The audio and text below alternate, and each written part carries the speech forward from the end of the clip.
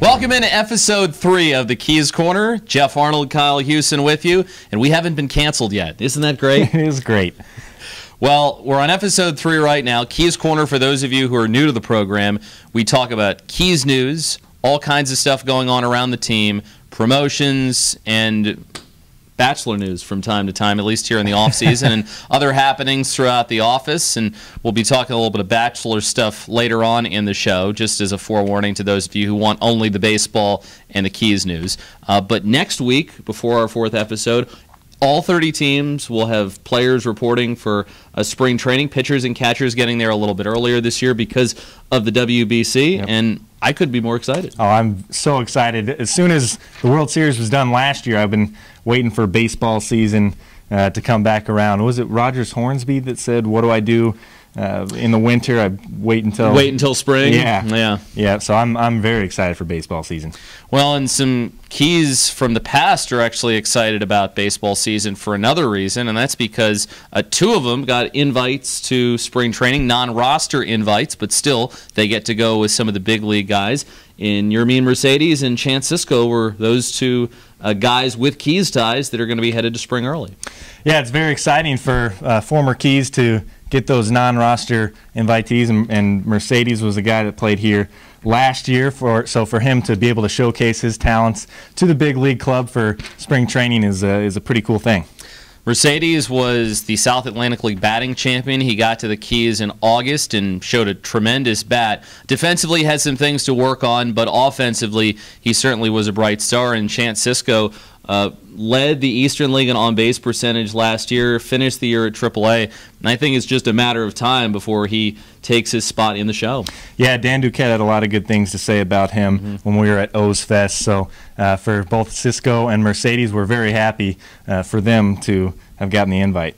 And Cisco sees the ball so well, and I remember asking Paco Figueroa, as the Keys hitting coach, when Cisco was here in 2015, at one point where he was probably on a hitting streak of some sort, and I was like, is this maybe the best that he's seen the ball all year? And Paco sort of said jokingly, I think he's seen the ball pretty well his entire life. So congratulations to Chance and Yermin. We might see Yermin this season, but obviously rosters won't be announced until a lot later on. Shooting this from inside the Mattress Warehouse Club, if you're wondering where we are. And earlier this week, the Mattress Warehouse Club was hosting the Keys Job Fair, which was a 2-night deal, took place on Tuesday and Wednesday night, and we interviewed lots of folks who might have an interest in working for the Keys during the baseball season. We did interviews for ushers, for ticket takers, for grounds crew people, for bat boys, you name it.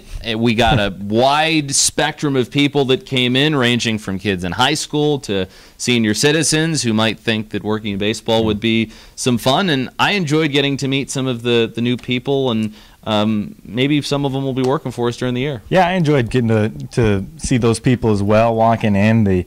As Kevin Hernandez said, the bright, smiling young faces. He would say that. Yeah. He's such a Mr. Sunshine type, isn't he? Yeah, he is. He is. Kevin Hernandez, our marketing assistant. But there were more smiles than frowns, though. That's the good news. Yeah, it was fun to walk around, listen to some of the interviews, and see everybody that can potentially be working for the Keys this year. You did a little video about it. What were some of the things that maybe you were hearing in some of these interviews? It was interesting to hear the different stories from each place. I was going to ticket sales and ushers and seeing kind of what they were saying. I was seeing what the bat boys were, their expertise and kind of why they were excited to do that. I sat in next to Trevor on his video camera operator position, and he actually made the people stand up and prove that they could work the camera. So that was an interesting hands-on interview. Trevor, how many people could actually work the camera? You can shout out, and if they can't hear you, I'll let them know. All of them could use the camera. All of them could use the camera? Wow.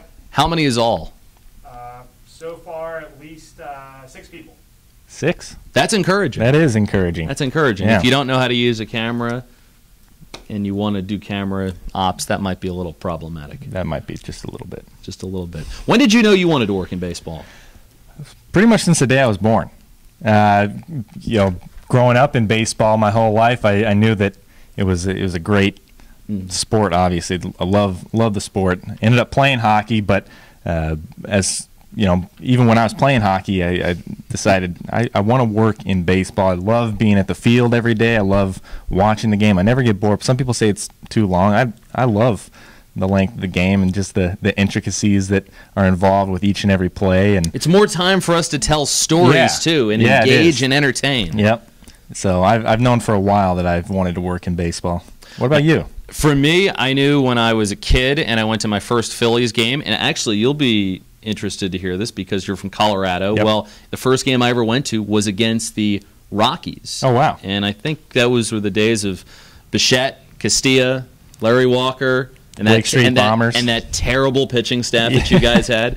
But that was the first moment that I knew I wanted to work in baseball, because just being in the ballpark and the roar of the crowd, it's not something that you can really replicate, I think, in any other work environment, unless you're going to another sporting event. But that was sort of the moment where I knew I wanted to be in baseball. Yeah.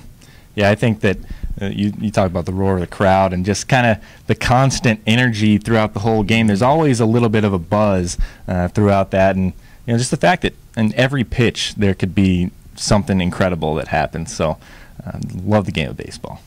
So do I, and we hope that we'll be able to share our love of baseball with some of you who interviewed earlier on in the week. And if you get a chance to work for the Keys, I highly recommend that you do so. We have a great time, and being out of the ballpark on a weekday or a weekend, there's just nothing like it. 1 week ago, Kyle and I decided to go somewhere where this show has never gone before. We decided to dissect The Bachelor.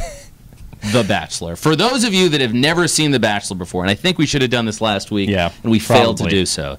The Bachelor is a show where 30 women, at least that's the number I counted on the website, compete for the love of one guy, and then the winner usually gets engaged. I haven't really seen somebody win the show and not get engaged. Yeah. We've seen plenty of times where someone wins the show, gets engaged, and then they break up afterwards. Right. That happens a lot. That happens too much. Sorry, Bachelor franchise. That's one of the big issues that you guys deal with. But everyone knows that. But last week, we decided to get into The Bachelor, and part of the reason we decided to do that is because coming up later on in the year, we're going to have Chris Soules, former Bachelor, out for a night. We're going to talk a little bit more about the Valentine's Day package later on, but another week of twists and turns, Kyle Hewson. It was another week of twists and turns, and it's the second week that I've watched it.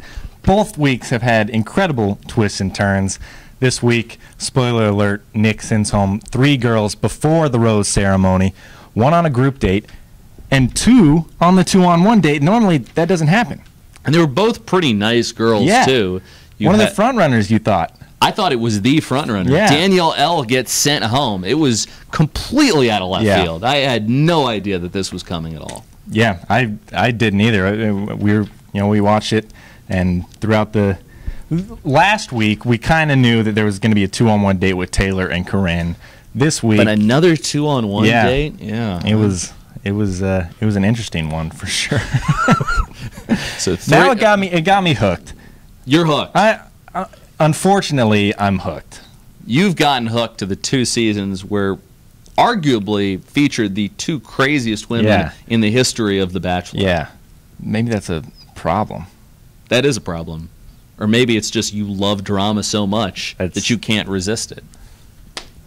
That's probably a better explanation right there. Yeah, so Corinne, who was maybe one of the people that Nick has his eye on, Nick Vile, I think that's how you say his last name. I don't know. He is the Bachelor this year. Yeah, I'm almost positive that's how it's said. He is the Bachelor this year, and Corinne is the crazy one on the show, but is still hanging around. She was a non-factor in this week's episode, as it was the chance for at least 2 other women, or maybe actually more than 2, a couple other women, to sort of have some meltdowns, and even Nick having a meltdown at the very end of the show, and coming up with the old, I don't know if this is going to work. Yeah. I don't know if I can make it happen. He didn't realize that the first 3 times he broke broke down. I know, exactly. Why would you sign up for this a 4th time? You know what's going to happen. It's a really tough way to meet somebody. Yeah. You get publicity for it. I'm sure you get money for it too. But yeah, he basically broke down in front of the women to close out the show and just said, I don't know if this is going to work. Yeah, and now it leaves questions in their head and questions in all of our head about what's going to happen on next week's episode and beyond. But you mentioned the Chris Soules package that we have coming up later on in the year. The overwhelming response to this package has been from women. So, guys, before your Valentine's Day, that might be a good gift to give them. The Valentine's Day package, which has already been released, and I highly suggest you take advantage of. The Valentine's Day package is on sale right now. Valentine's Day is next Wednesday. Yep. Chris Soules is coming out June 16th. Yep. So 7 o'clock game. And then those who purchase the package will get 2 field seats to the game against the Lynchburg Hillcats for what that's worth. And you'll also get a meet and greet with Soules, which starts at 5:45. And so you'll have a chance to meet him. He'll give you a rose. You get a date card with the package. I mean, there's lots of advantages. And I'll say that this is a safe bet to go with for a Valentine's Day gift. There are a lot of risky maneuvers that I think you can make when you're purchasing a gift for a significant other for Valentine's Day. Like, for instance, if you go the jewelry route, and we kind of outline this in our Wednesday blog. Yeah. If you go the jewelry route, you risk maybe the person not liking it. And I'm speaking from a guy's perspective. So you risk buying your lady a gift that she doesn't like. Then she's basically guilted into wearing it anyways because you spent the money to buy it for her.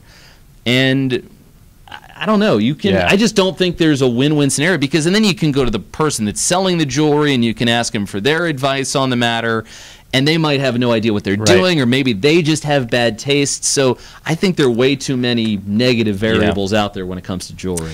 Yeah, I bought a girl a silver piece of jewelry one time. Little did I know that she only wears gold, so she wore that. Wow. I said, "You don't have to wear it." She goes, "No, I sometimes wear silver." I said, "That's unfortunate." I guess that relationship's no longer brewing, is it? No, it's not.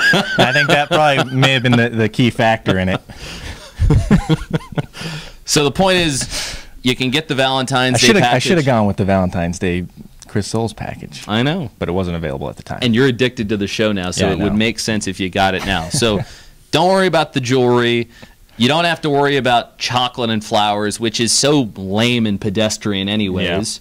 You don't have to worry about getting a trip in case your girl decides that she doesn't like a silver piece of jewelry and she doesn't want to go with you on a cruise or wherever in the future. So I think that the Valentine's Day package is a safe bet.